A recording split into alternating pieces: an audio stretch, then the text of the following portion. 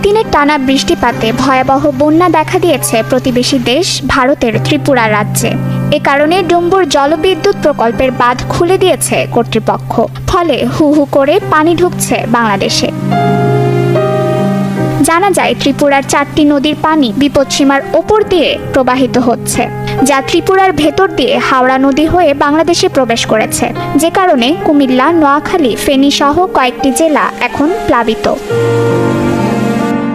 অঞ্চলগুলোতে বানের জোয়ারে ভেসে যাচ্ছে সবকিছু।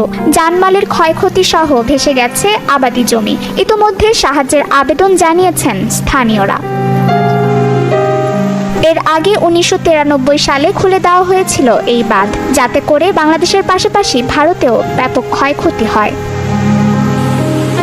ত্রিপুরার গোমতী জেলা ম্যাজিস্ট্রেট তার অফিসিয়াল সোশ্যাল মিডিয়া অ্যাকাউন্টে জানিয়েছেন, গোমতী নদীর পানি আরও বাড়তে পারে, তাই এবারও ক্ষতির মুখে পড়বে দেশ দুটি। প্রতি বছর কেন হয় বন্যা? কেনই বা ভারতের পানি বারবার ভোগায় বাংলাদেশকে?